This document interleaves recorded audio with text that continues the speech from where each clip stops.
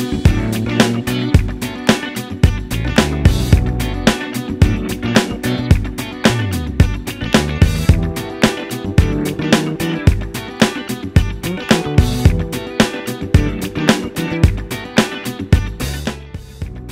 we are in New York City on a beautiful day in October in front of Chelsea Market, getting ready to start a series of conversations with some people who have had major influence in my life or have made impressions on me, and we want to get their reflections.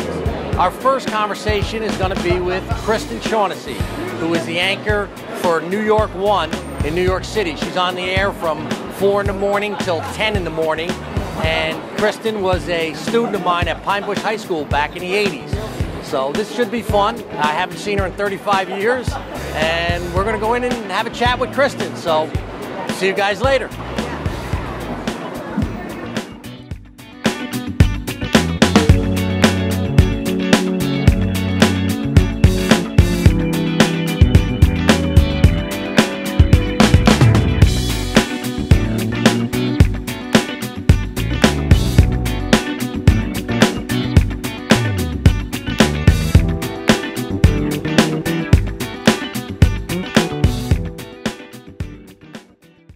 Hi, Kristen. Hi. Hello. Been a long time. I know, it's great. 35 years, I think, is probably the last time I've seen you. Yes.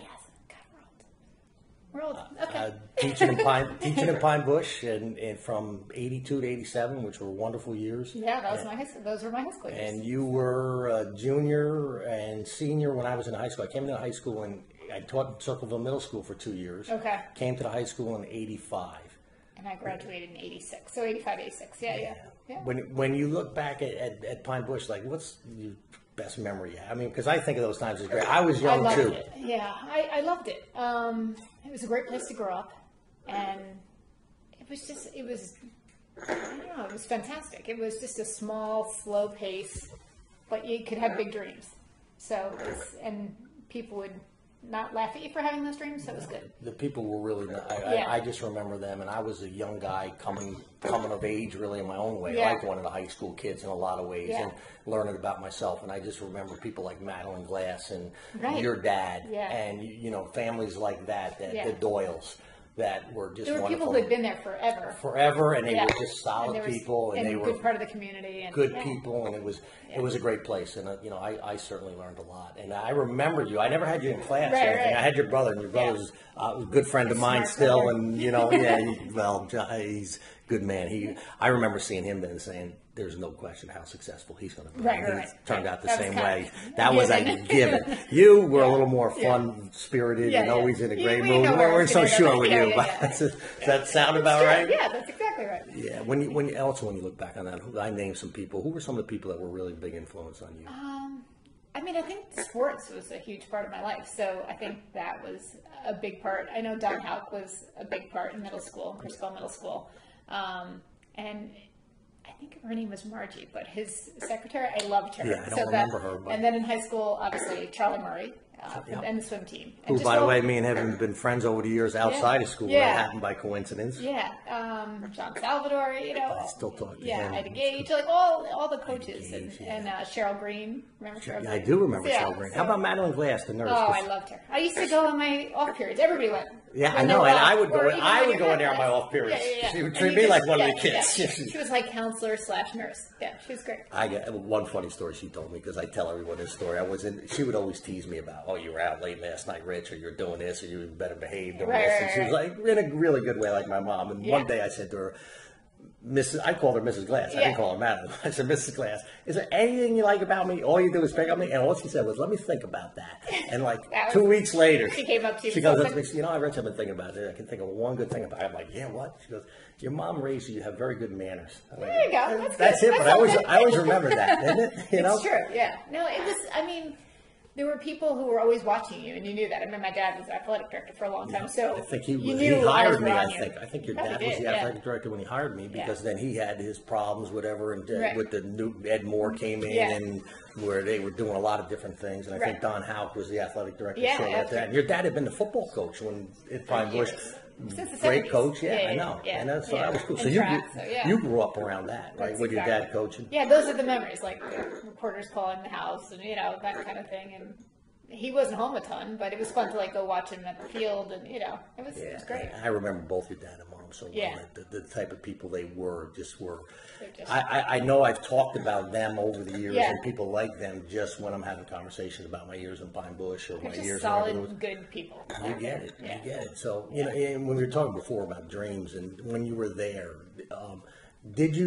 Was communications what you wanted to do? You knew that. I knew. We grew up without a TV, as you know. I think. Yeah, I had read that. Yeah. He knew some of the sports. We would always say we would laugh a lot. We would like go to friends' houses, and all we'd want to do is watch TV because we didn't have a TV.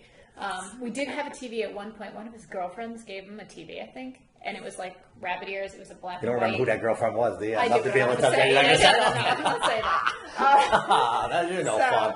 I'll find out from him tonight. Yeah. And we'd sit, and it was in his room, and it barely worked. And we'd sit up there, and my mom would turn off the heat, so we'd be freezing. But that's where we would occasionally watch TV. But I knew from when I was 12 that I wanted to do this. And which is kind of ironic that you grew up without a TV, and in a small here town. You're a TV anchor. Yeah. And getting to that, so you're talking about what you do now. You knew from back in those days in Pine Bush that you wanted to be in the communications field. Yeah. And you did see yourself as a TV news reporter, anchor. I didn't know where. I just knew I wanted to report. I didn't like a lot of the stuff that I don't like when I know how somebody feels about a story. I want people to be able to decide. So that's what I wanted to do. I wanted to tell news in a way that people could make an informed decision, but not know where I stood. So, which is nice. So we can't ask you any political questions like who you can't. Well, you can, but I'm not going to answer you. You can ask away. Well, we may ask, but you're not going to get an answer. You're not going to get any answers. Okay. I really don't talk about my politics at all because I think there's issues on both sides, and I think somewhere.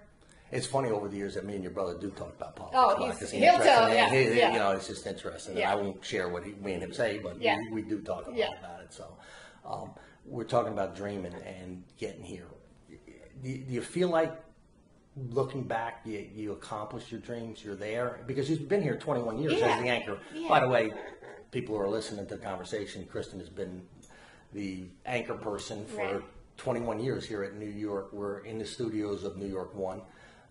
And she's been here 21 years. So. We came here and it was just a startup, really. I was like one of the first new outside hires from the originals, and you didn't know where it was going to go, and you thought maybe this is a launching pad to somewhere else, but then all of a sudden this became the place that New Yorkers watch. So then it was like, why would I go anywhere else? They treat me well, and this is what New Yorkers watch when you're out on the street. We went from when I was first starting out, you could barely get a question in or people to pay attention to you. And then it got to the point where other reporters from other stations would be like, you ask it because I'll answer your question. So it just... Yeah, you had that talent. I mean, you felt it. It came naturally to you. Yeah, I mean, just the station in and of itself. Like, the station gained respect. So then you got to say, why do I want to go anywhere else? We took a tour of the studio. Thank you very much. Yeah, and that was great. And just walking around, you could tell the bond that you have working with the people, and that you're happy here, and people. It's a friendly atmosphere, and it's. Yeah, you hear all the time about news being so competitive and people willing to stab you in the back, and you all experience that a little bit. But for the most part, this is like a second family. We celebrate weddings, we celebrate births, we celebrate everything around here. And you're with each other a lot. And looking back from when I knew you 35 years ago and just knowing what foundation you came from, you are probably what I would describe, at least on perception level, the anti-anchor, meaning that you're not pretentious, you're not stuck on yourself, just like the girl we met out there also, which is great because you do have the perception. It's true. It's true. There's a lot of truth to it, that hey, I asked you about the makeup and people getting you ready and when you walk around the studio, we were talking to the guys who get the film, who get the cameras ready. We were talking to people on maintenance, and they all know your first name, and they're great guys. I mean, that's what you have to remember. Those are the team. If they don't like you, they can make you look terrible. But they're just. It's just you got to be nice to everybody. Like that's just life. It really is life, isn't it? It's easy too. Like, you can be a prima donna, but then everybody doesn't like you, and what's the point? In all the businesses I've been involved with, and I would relate it to teaching even back then.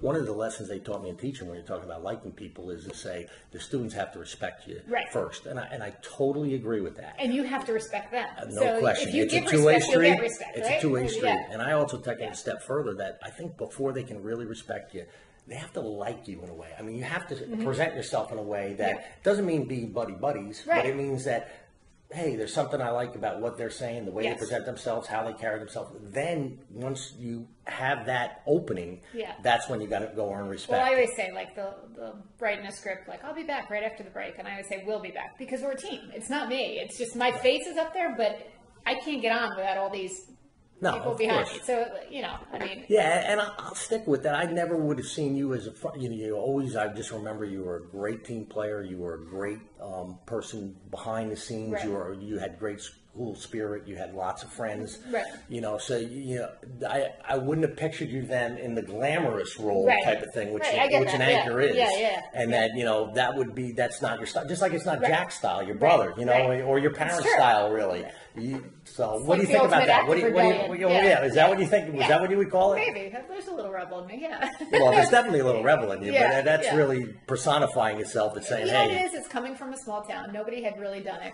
Kristen Shaughnessy, obviously. And it was just something that intrigued me. And it was like, well, someone has to be able to do it, so why not me? And so you kept hearing along the way, like, you'll never get hired, you'll never be in news, you don't have the right look, blah, blah, blah. Yeah, and you do have the look. I think, you're an attractive lady, obviously, and that's important. But you just, smart. I mean, I don't know. I mean, you try to do good journalism, you try to write well, you try to have a good foundation, and... And I will kid you about this, because unfortunate it is, and I have two daughters, as you know, and they're beautiful girls, and I want them to be career people, and I want them to be successful. But if you turn on the news channels and you look at the anchors, I don't care if it's local or whatever, they're there for, there's a reason, a lot of them there. Now, they have to be good, too. But. Yeah, New York One is different. They don't, that's what I like about New York One, they don't, I've never been told, don't wear this. Yeah. Don't wear your hair like that. I mean, we have viewers who will call in and complain about how I look and whatever. Yeah. They always complain about how you look, not about what you're saying, really. Sometimes they do, but it's more about appearance. And it's more for females than males. They don't complain about the guy's hair. No, right. You know? So, but the station itself, whereas other stations have consultants who will change you, none of us have ever had that here. Which is nice. And while we're saying that, when you were growing up in Pine Bush, and when you were in, your teens and 20s, and even in college, before you got this job and started in the business, who were some of the people you looked up to then? I mean, well, in high school, it was obviously like just the teachers that you related to, right? So, and I also mean people in the business, both though. I do mean teachers. I'd really like to hear too. And well, you know what? It was always, I interned at a couple places. So Mary Civillo, I loved her. I don't know if you remember her from Channel 4. I do remember her, yes. I had gone out with her on a couple stories. She probably doesn't even remember, but I just liked the way she did the news. I liked the way she treated the crew. Mm-hmm. She was just a class act. Yep. It still is. So you carried some of that stuff over. And then McGee Hickey, who will kill me because we're friends now. And she doesn't, we don't bring that up. But anyway, we're good friends now, but I love the way she reported. So, yeah. And you took some of their stuff. Yeah, right? I mean, absolutely. Like, yeah. What about now? What about some of the people currently, not on your way up, but as you sit here now and you look at, like the one that comes to my mind, because I watched a lot of CNN and Erin Burnett, and I've seen she's had a couple of children now. My wife always said, "What do you got a crush on Erin Burnett? All you talk about is Erin Burnett." I said, "What are you watching Erin Burnett?" I said, "No, I just as though I know what it must be like when she has kids and the intensity of the job she's doing and the amount of people she's coming in front of." Yeah, it's a small community TV, so you kind of know everybody. And we all sort of respect each other because you know what you're up against. We know, like, I was actually the first reporter here to have a child, and I had people go, "Oh, you can have a kid and have a career in TV." I'm like, "Well, I want both, so I guess so." And you just figure it out. We've had probably 200 kids born since then. So in this whole within the family here. Yeah. So when you're home at night and you want to watch the news, what do you watch? Who do you watch? News. You watch this channel though, or which channel do you put on? Yeah, I mean, I watch. Obviously, I always. Well, you have to say that. We're in a studio. Well, I don't know your boss. I don't know. No, I have to know what's going on here. That's like a given. But I watch all the other channels too to see what they're doing. That's what I mean. You gotta know what the competition's doing. And then I watch reality TV because it's a great escape from this. That's my wife. My wife should be here because my wife's a physician's assistant that works with Charlie Murray's wife. Right. And like she'll be home. I go, "How can you watch that girl?" But she'll have the Desperate Housewives on or the Housewives and she goes, "Oh, I love it. This is great. I love it. Can't wait to watch my show." So you'll do that too. Oh yeah. Absolutely. Which is interesting. And then I like family shows. Like we've watched Survivor together for years. I like The Good Wife. Those. Yeah, I thought Good Wife's one I like a lot. So what about any of the HBO ones?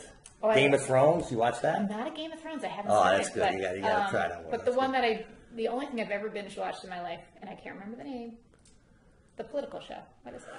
Oh, with the woman, with Louise Dreyfus, that's Veep. House of Cards? House of Cards. Yeah, and I hear that's fantastic. Yeah. People tell me, my friends. So I binge watched that. And it is as good as people tell me it is.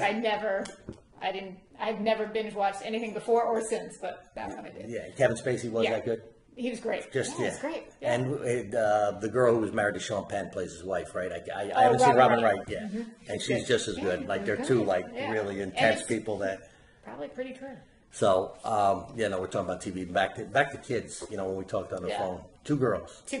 Yeah. They're 18. One just turned 18. One will turn 15 next week. So. Daughter of an athletic director and phys ed teacher and great athlete yourself. And your brother was a great athlete, quarterback of the championship football team, basketball player, baseball, did it all. Your kids athletic? Is that a big part of their lives? It is a big part of their lives. I forgot your husband's a golf pro. And he's golf. So that helps, right? Yeah. Which is interesting to me too. I want to talk about that in a minute. Yeah, I mean, they are. It's a big part of their lives, but I was just talking to a woman who, her daughter graduated with my other one, and she was just saying, I'm so thankful for the skills you learn in sports, which we all can attest to, like the leadership, the teamwork, all the life skills that you learn that once you stop being a gymnast, as my girls are, they're going to carry those skills, and that will help them. That was their big sport, both of them. Yeah. And both my daughters were gymnasts, and my one went all the way through high school and was on good teams and was very good. Nothing that was going to earn her a scholarship. But like you said, I love the team, just the team concept. Yeah. I'm not crazy about gymnastics as a sport. That's just me personally. I never did. But I love the discipline. We didn't have it, so I think it's all I mean, and then where we grew up in the Hudson Valley, nobody had gymnastics. There was no gymnastics. Well, the Mitchells had the dance studio. That's right. Was new. I remember that. But there wasn't a gymnastics team in any of the Orange County schools then at all. No, so you just didn't. It was, swimming, soccer, football, baseball, swimming basketball. Too. And you were a very good swimmer, obviously. Do you still work out and swim? I used to work out, but I don't swim. I probably would drown. You're right. So you don't go in the pool and do laps, because I see a lot of these old swimmers up at the golf course where I am. They come in at night and they do their laps and they're really doing good. And they swim. Susie Bergamo was doing Kona. I didn't know that. Is she really? On Saturday. Yeah, she made the Ironman. So good for her. Yeah. So she stuck with it and wanted the kids train. She's one of the best you have to qualify to get there. You have to be one of the best Ironmans in the country. Susie was in your class in high school? She's 2 years younger. 2 years younger. Yeah. Okay. So when you were senior, she was a sophomore. Yeah. I was there one more year. She swam in college. She kept going, yeah. And when you went to Hofstra, and you swam there? They didn't have a swim team. Didn't have a swim team, so you went right into it. Yeah. So I went because of communications, and I went because it was a flat campus, honestly. Because I had gone to sports camp, and they always had big hills. And my dad was like, "Really? You're going to judge your college?" Our friend over here, Brandy, went to Hartwick, and I went to Hartwick to see a game, and it's straight up a hill, it's a beautiful little college. Yeah, that's why I went to flat campus. Which I've never heard anybody say they chose a college because it's flat. Well, I mean, I chose it for the communication department, but it was between Syracuse and Hofstra, and Syracuse I had done. Syracuse, good school. But then you have the hill, so I was like, Hofstra's flat. Really? And Hofstra was fantastic. Yeah. And you met your husband at Hofstra. I met him there, so see, it all worked out. He was in the same class, or you met? No, we met junior year. I was friends with the second string kicker, and he was the kicker. Oh, he was the kicker on the team. You were friends with the second string kicker, and he was the number one kicker. Yeah, so you went for the number one kicker. No, he found out. I don't know. So then he came and visited me, and the rest is history. My dad approved of him, so it worked. So my dad went to a game and said, "I like the kicker." I was like, "Oh, that's good. That's he good might be coming to your house. He might be forever." Yeah. You might see him for years and years. And he's a teaching pro and golf pro at I forget the name of the club. Maxon. Yeah, which is hard to say. Shaq Maxon. It is technically, yeah. And he's good at it, so it's like his passion. So he still plays competitively. He does, yeah. So he'll play in tournament on Monday. Yeah, that's cool. And that I'm thinking raising two kids. Another thing I always want to talk about, watching my own wife and watching me what we had to go through in a career that was. I used to make graphs. How did you do it? Let's ask that. I mean, you did it. You did it successfully. Yeah, I think so. We tried. You just didn't waste any time. Joe was traveling because he was doing the mini tours, so he was gone for a lot of the time, like half the year. So those were the tricky parts. So I basically just didn't sleep a ton because we had two girls who would come in at 3 a.m, and they'd stay until I got home, and then I would just be the parent until they went to bed, and then do it all over again. So. Yeah. And which is interesting you say that, because I know that my wife, when she did get home from work, and she would get home at it was just completely shut down except for the kids. I mean, from 6 to 11 it was the kids, and the weekends it was the kids, and it was there's no me time. In fact, when they're younger, there's just no me time. I don't think I don't think there's any guilt involved, especially in this day and age. But it's like there is. You always feel like you're not doing enough. You always feel like. Yeah, and especially I know where your foundations are, as we've talked about before, and mine are the same, and so were my wives. That family's the most important thing, and you want to do the parenting as much as you can. And teachers, so they had holidays off, they had summers off. So when it was like you have to work Christmas, it took them a little while. I mean, they've been great, but it took them a little while to get this is not your normal. The news is 24 hours a day, 7 days a week. Yeah. It doesn't matter if it's a holiday. So there's a lot of Thanksgivings. One time I was supposed to have them for Thanksgiving. It was our first Thanksgiving, and we were having everyone, and then I found out I had to work 2 days before Thanksgiving. So Joe managed to get it all together. He did. And I just showed up for Thanksgiving. And there is a lot of cooperation, especially I'm sure in your guys. It's got and you have to have somebody. I try to convince my wife I'm great too, but sometimes but it was challenging for me. I mean, I'm talking about with my wife working and the responsibilities, and I grew up in a family where both my parents were teachers, they were both educators, but they didn't share responsibility when they got home. I don't know what was it like in your family. My father came home and put his feet up, kind of, or did his thing, and my mom cooked. My dad was always at the field, so he would come home later. They would have dinner together at 9 o'clock at night. So I would eat earlier with Jack and I, whatever practices, whatever. So we would see my dad at school more than and it was a great way to grow up. It wasn't a bad way to grow up, but it was just different than it is now. Yeah. So. Yeah, they were there more, and your mom was home in the afternoon. It's just a different time. Yeah, it is. So, I mean, I was home a lot in the afternoon, which was great. That's the advantage of working early in the morning, because in journalism school, they will tell you can't have a family and have news. That's what they tell you. Right. I actually think it's a great career for a family because you've got this time. There's in times from, say, 11 o'clock at night all the way until 1 o'clock or 3 o'clock in the afternoon. So you can pick. Yeah. So well, you're on from 4 to 10, so was really when you're responsible, and then you're doing your prep work from 10 to whenever you need to, and so you can be home in the early afternoon. Yeah. But then you've got to get up at 2 a.m. How about that? Tell me about it. You ever get used to that? No, and everybody's like, oh, you're used to it. I'm like, how do you get used to 2 a.m.? You just don't. I mean, I wake up at 2 a.m. just naturally, but it's not normal. I mean, still not. Do you get up at 2 a.m. and you're down? I'm like, no, of course I don't. That would be crazy. And I would think the pressure is not so much even getting up directly at 2 a.m. It's the night before and the day before of thinking, I got to get some sleep. I got to get some sleep. And what am I missing? I can't watch the TV show. We all talk about we count how many hours of sleep we won't get.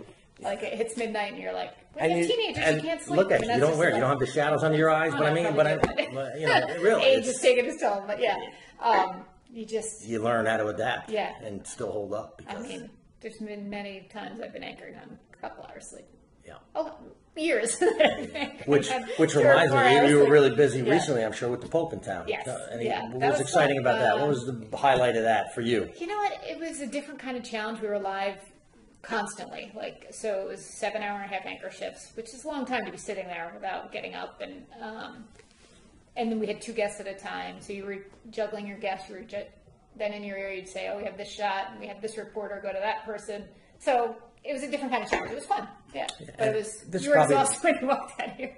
Probably another thing you can't talk about is the Pope or what your feelings are on that. But I mean, this Pope has gotten I'm not Catholic, so this is just a conversation you and me, and I don't even know what religion you are. But in general, what is the feedback of the people that you know Catholic and different to this Pope? Because you said you've interviewed or been around when 3 different popes have come through. I mean, he's energized people, I think, of all religions. So, and I think there were things that he said that people didn't like, and then things that he said that they liked. He just sort of is living the life of Jesus, I think, and so he's not really worried about pleasing the right or the left. He's just worried about. Yeah, it is interesting because I would think that from the type of things he's saying, and not to get into a religious conversation, but some of the people who are really devout Catholics are going to be ticked about some of the things he's saying because he's looking for some flexibility and some change. Right. But then people he didn't go far enough on this area, so it's just it's interesting. But it seems like he was received well. I mean, they certainly make a big deal about it. And when was the last time the Pope had been here? I don't even remember. 2008, Benedict was here. Oh, he was here in 2000. So it wasn't that long ago. And then Pope John Paul was here, and that was a big deal. And you've covered both of those from the news too. Yeah. But it's a lot of hurry up for me when they come out, and you can't really see too much because it's all, Getting this job, what do you think was the biggest break you got? I mean, or you know, besides being talented and good looking and doing your work and all that stuff, but what was? Did you get a break? You have to. It's a little bit of luck. I mean, it's timing. I sent probably, I don't know how many tapes I sent here to get a job, and I didn't hear anything back. And then I started sending it to different people, and I sent one to Steve Paulus, who created the station, and he's still here. And he called me up, and it was just kind of. We went out for a And where were you working before that? I was at News Center 6 in Poughkeepsie.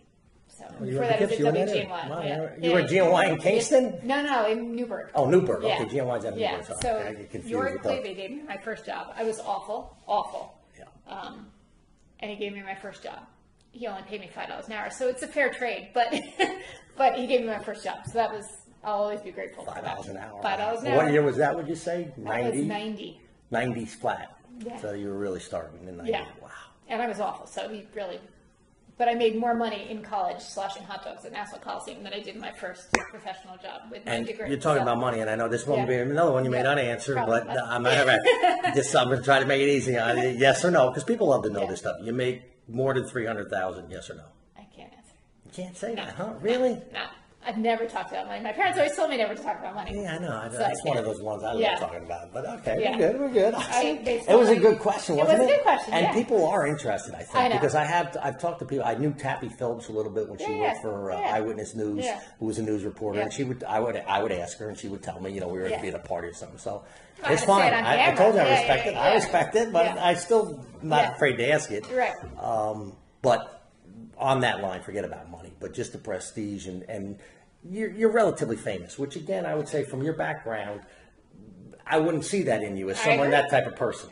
Somebody more flashy like myself, or I don't know. I'm trying to think back in the high school days, Mike Kislak or whatever. I mean, even though he was a quiet guy, he would be more like you'd think about him as. I wouldn't think of you as something like that.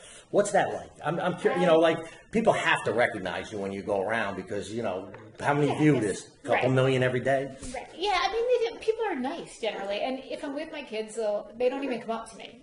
I'll hear things afterward from people, but when I'm alone, they'll come up and they're nice. Like most of the time, I've had very few rude encounters.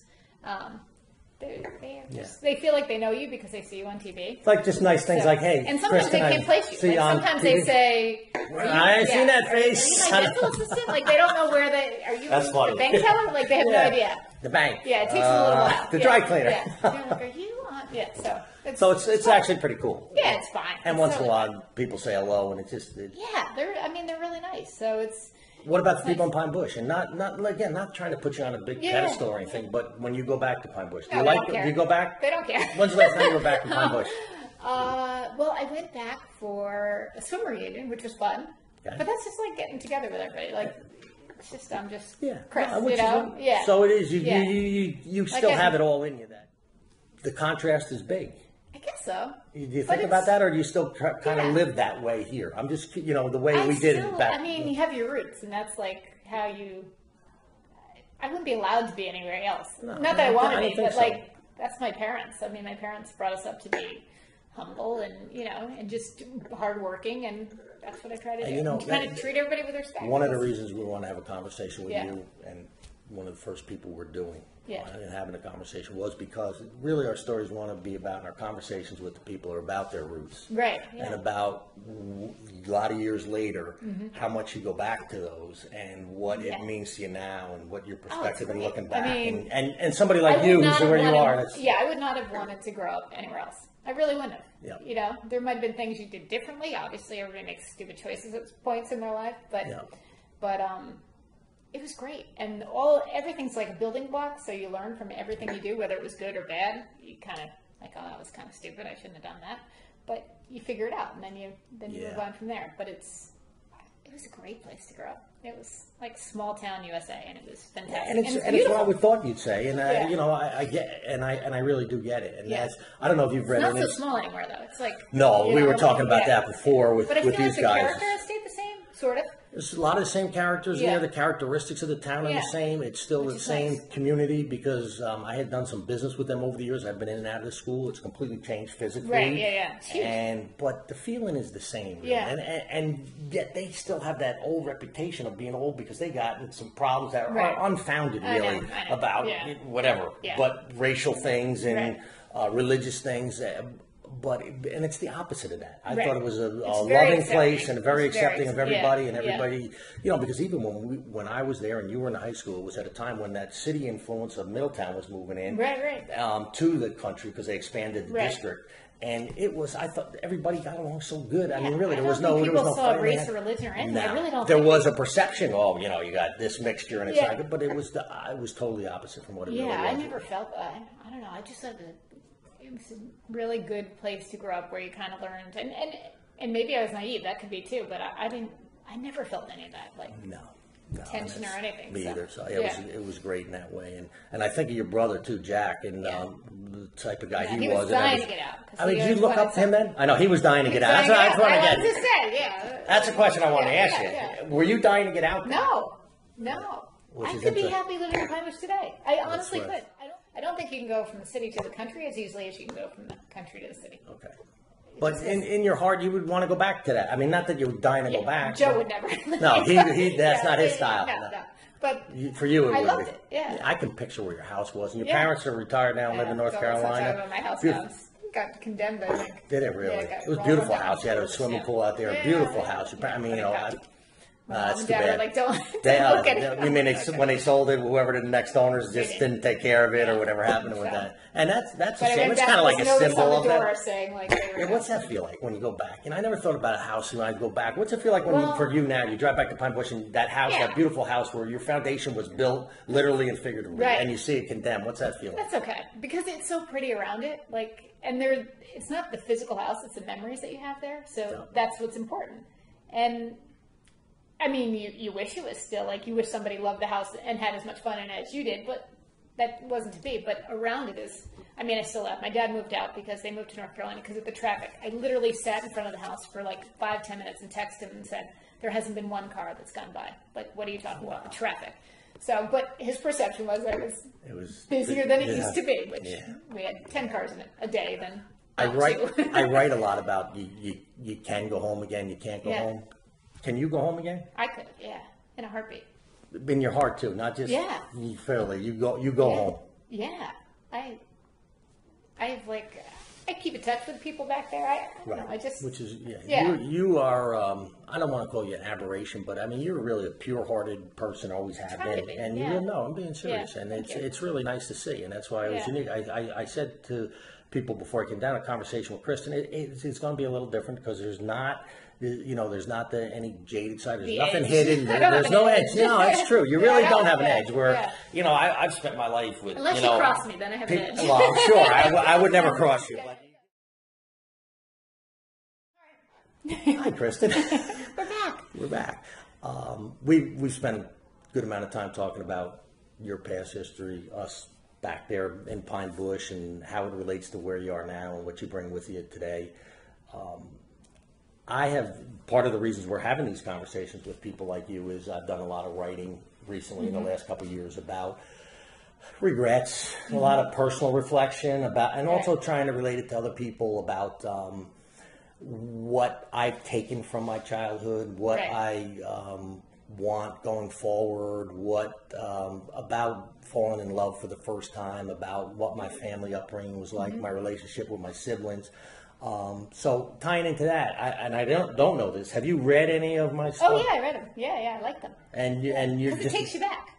It's and as somebody who's not as jaded, what's your reaction like? Do you relate to any of it? I do relate to it. I mean, I think because everybody has their own story, so it's interesting to hear people. I mean, that's what my job is, right? People's stories. So I love to hear stories, and it's interesting to see how somebody got to a certain part. That it's the road they. Yeah, and you take Lee, and it was a lot easier for you than it was for me to get somewhere. I'm kidding, but did you feel that in the story that it was hard for me? Yeah, I think it was, and I think it's hard for a lot of people, and I don't think there's anything wrong with that as long as they can go through the struggle and be okay. But it takes some people longer to get there, and that's okay. I mean, I think part of it is just my parents. Like, I go back to that, but yeah, and you know what's funny? They just are so even keeled. And my parents were too. My parents had their struggles, and probably more than yours did in terms of their own relationship. But they always stayed together, and they were great parents, and they had the foundations were really good, just like yours. And it's interesting. So there's 4 people raised: you and your brother, me and my brother. And my brother would be like a sibling to you guys. You know, he's. Everything goes in stride. Everything is, and really, and I'm not just saying that. He's just easygoing. It's never been reflective or worrying about things. And then there's me. And you know, I'm trying to get more to that side. Is what I'm saying. And you're hearing that in my words. I think because my parents were never impressed with anything but hard work. That was really. They didn't care if you got. I mean, we always tried to get A's, but they didn't care if you had a C. If you worked as hard for the C as you did for the A, they wouldn't have cared. We didn't want to bring home a C. Like that was, you know, personally, and you didn't want, and you didn't want to let them down too. You didn't want to let yourself down. But their whole thing was just if you work hard, they just didn't, you know. And how about now? I mean, I know the type of people they are, and again, I say it because I don't want to put you on a pedestal that you're a big celebrity, but you are. No, that's okay. But I mean, you know, you've made it very good in the world. I mean, and you've been successful, and you have a great family, and you have a great career, and you've balanced them both, and you're happy. That's successful. Yeah, you know, I mean, I think if you're happy, that's success at whatever level, right? I mean, I totally agree. That is the definition of success: is how happy you are really inside, answering your own self. I think it's like growing up and having people share their struggles with me. So I knew that it wouldn't always be easy because I saw these people who I really admired struggling and going through personal whatever it was, and it was okay. Like they were going to be okay, but it was good to know that everything didn't have to be okay all the time. Right, because you did have a, you know, I mean, looking from the outside, you lived a little perfect. I forget what they call them, father knows best life. You know, where hey, it's all shiny and new. But even inside your family, there were issues, and there were. Well, I mean, my parents are. I mean, they never really. They didn't fight. They didn't argue. They didn't do anything. I mean, they always said marriage was hard work. But they respected each other, so there was that. But in the high school, you were dealing with like friends who were trying to like. Sure, 50% of the people get divorced. So you're dealing with friends that are. Friends were getting divorced. Friends who were. You dealt with a lot of that stuff. So when I went to college, I was like, you guys don't know about this stuff. Like I felt like we were exposed to so much in that small town that even kids who came from big cities hadn't been exposed to. So it was interesting. I didn't feel sheltered in the least. Yeah. So. Well, and what I was getting to, which is really, you know, how wonderful your parents were. What, did they react now, or they're kind of like humble people, but they don't go, "Oh, Kristen, I'm so proud of you," or they say, you know, that kind of thing. And Jack's doing great too, and the whole family. He's really successful in a different avenue. I mean, I think they probably were like, "What are you doing for like the first 10 years of my career?" Really? Because I was making $5 an hour. You know, I was living at home. Well, and they communications. Were that's right. You don't get to that anchor job. I was bartending to make ends meet. So I think, and I actually had a relative at one point say, "When are you going to give this up? When is this going to be enough?" And I was just like, "I'm going to remember you said that," and I still remember who it was, but and I was you're like, not going to say that. You're not going to say that. I'm like, "I'll show you." You know? And that's the competitive side, and that's the sports side, and that's the fighter in you too. Is that? And that only made me more determined. I think that's those are the biggest motivators for me: is the doubters and the people who question you. And you learn more from your mistakes than you do from your triumphs, right? I mean, that's a given. So it's definitely and exciting. I've screwed up enough to know, like, you can learn from those things and then move on from there. So it's good. Yeah, we've learned a lot. Well, listen, I tried some yes or no questions with you and wasn't very successful. So I want to do a couple. Good luck. Throw a couple things out there that give me one-word answers to. See, same thing. You don't have to say yes or no. Don't worry. I may trap you here a little bit. You know, I'm learning this trade. Don't you try to, when you're interviewing Hillary Clinton or whoever, they try to get you. But this isn't this kind of conversation. It really isn't. But let's try a couple one-word things. Favorite food. Italian, probably. Italian food, or I'm a very simple eater, so something simple. I like that. Yeah. Favorite quality in a man. Probably 2: honesty and funny. Like, they have to be funny. Joe makes me laugh every day. Hear that? Humor. Yeah. I like Carol saying that. He can make me smile at any point. I can be as mad as I am, and he'll make me crack up. So it's good. Your biggest fault. I'm probably too trusting sometimes. Like, sometimes it takes me a while to get. I don't want to expand, but would you call that naivety, or would you just call that? I'm not naive. I want to believe that people are good. Yeah. Sorry. Sorry. Did I mess it up? No, you're fine. Okay. No, I want to believe people are essentially good, and sometimes they're just not. That's right. And when I find out they're not, it's that's not, where it's good to be jaded sometimes, us. Kristen. Well, Yeah. It's not that I'm not jaded. We're all jaded in this business. Yeah. Really jaded. We have like a warped sense of humor. We can laugh about things that you shouldn't be laughing at, but I still feel like there's something good about each person, and that may be naivete, but it's okay. I'm okay with that. And what else do I want to say? Not your favorite. Oh, I'm sorry, I had it written right down here. What makes you unhappy?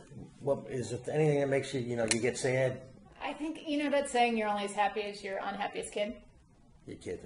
Yeah, I think that's it. Like if one of them is unhappy, then that's a problem, right? So. Yeah, you take care of your own happiness and your marriage happiness, but the kids. Yeah. We all know that, right, Eric? Your kids. Are they your favorite names you named your kids? What's your two daughters' names? Jamie and Kara. Did you name them? Yeah, it was a struggle to name both of them. But Jamie is actually named after Jamie Varanitis, who I babysat for. I remember that and name. She called me up and she said, I never liked my name. And I said, I named her after you. And she's like, now I think I like my name. So you named your first daughter after... I always loved the name Jamie, from but Pine I babysat her. Yeah, that's cool. I loved it. And Kara was just, we had done different variations, and that was the one we could agree on. So. And if you had a third child, which... We don't have to answer whether you can or can't, but if you did, do you have a name you like? What's your favorite name after that? We were always right up to the gun. So, we would never plan that far in advance. We're not. Favorite author? Oh, that's a good question. I don't know. I like biographies and autobiographies. So anything in that, like that genre, I like. Do you read still? Do you I do. Well, we Which read a lot, be hard. but we read a lot of newspapers and a lot of news. So books now, because I don't have time, When you were a kid, I have a list of all the books I want to read. And they're always like political books or, autobiographies or something nonfiction is what I like. So. Interesting. I thought you were going to say Rich Siegel was your favorite author. Oh, I should have said that. That would have been the right answer. That's what you were set up for, but. Sorry. We almost had her on that. Messed that up. A couple more. This is a good one. Somebody in world history you looked up to. And let's call it a woman. A woman. I was going to say Lincoln, probably. A woman. That's on the spot, and I can't think of anyone. I can't use anything current because I'm. You want me to give you some help as a former history teacher? I do need some help. Susan B. Anthony. I mean, I could pick Barton, Rosa Parks. Yeah. I don't know. Madonna. Maybe Katie Stan. Katie Stan? Okay. Yeah. And, I just thought of this before I even asked that question. I had just jotted some of these down that they're only responsible. But when I just asked you that, I was thinking on the presidential debates, the Republicans, they said one of the questions was, and I thought it was great, on a $10 bill, will women be on there? And the answers, I don't remember what they were, but none of them were very good. Like they'd come up with their mother my grandmother. I mean, I get it, but there was a serious question. Like they wanted to test, like who were some women that had some huge impact that are the people who were on the. I think it's all the women that you learned about in history class, right? So, and it's funny that you were stuck for a little bit, and it shows the way we teach and the way we educate. You're going to want to say Lincoln, Washington, whoever. Political people or activists that way.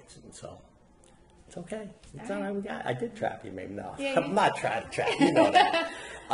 One more while we're on political. If you could, if the did I ask you this ever? Not in the interview. I think no. If Donald Trump wins the Republican nomination, you'd vote for him? Yes or no? I can't talk about my politics at all. Okay. That's good. I respect that. You stay right true to the story all the way, Kristen. Yeah, I can't. It's been great talking to you. I'm serious. It's been great. Yeah. I'm being serious. It's really nice to see you. And this is our first. Then we'll let you see how it comes out, and we'll go from there. It's going to be a lot of fun. This has been fun for me. Driving down here, it was exciting to see you again and knowing your family and knowing what you're doing now and have this conversation. It was my. I didn't even tell anybody I was doing it. See, so thank you. Thank you.